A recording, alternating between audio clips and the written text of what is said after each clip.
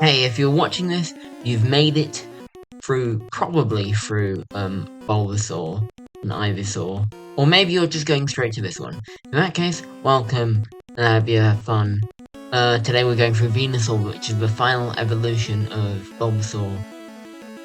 Yeah, so let's get straight into it. So, 18 arm class, pretty high, but it's CR9, so I think it's fine. 128 hit points. I think that's a little bit low, honestly. I think it might be. But I think its other abilities, like kind of make up for it.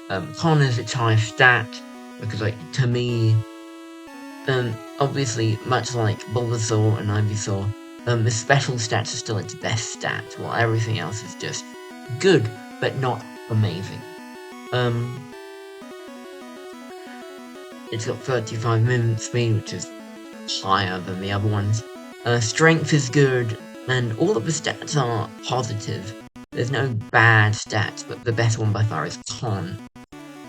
Because he just looks like that. Anyway, nature, obviously, he's covered in the stuff. So of course he'd be amazing at the stuff. Anyway, let's get through all of this let's ignore all of that, because it's not that interesting, and go straight to the traits.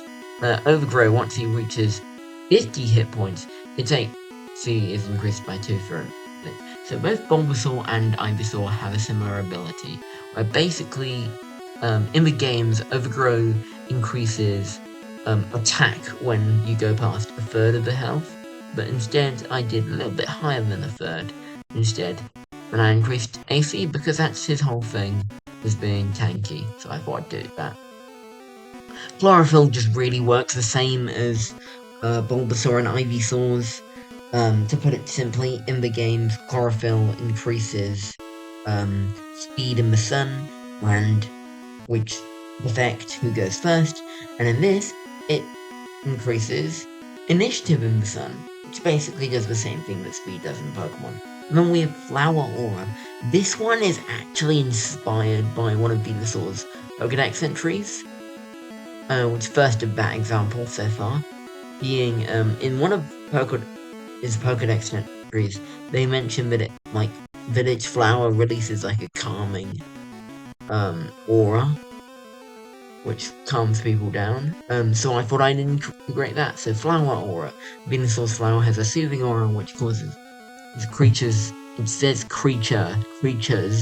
within 10 feet of it to have -2 to attack rolls. Not disadvantage. Disadvantage is fucking crazy to receive to attack rolls because you're within 10 feet of a Venusaur. But I think this makes Venusaur even better at taking in hits. Which is really just what I'm trying to achieve with Venusaur. And then we move on to Sleep Powder. Venusaur releases a burst of sweet-smelling powder in a 40-foot radius. Any creature within range must succeed a DC 17 Wisdom save, be put to sleep for a minute, and any sleeping creature will be damaged or wake up if they're damaged or shaken. This is basically the same as the one that Ivysaur has, but this one has a higher DC save and is slightly more fair. Then we have Vine Whip, which you can use twice and does, on average, will do 40 slashing damage, but if you hit both, then on average you'll do 81. It's pretty good. And then we have Venusaur's strongest attack, which is Solar Beam, because I kind of thought that Venusaur is so commonly associated with using Solar Beam, it would be weird if I didn't give it to him. So here it is.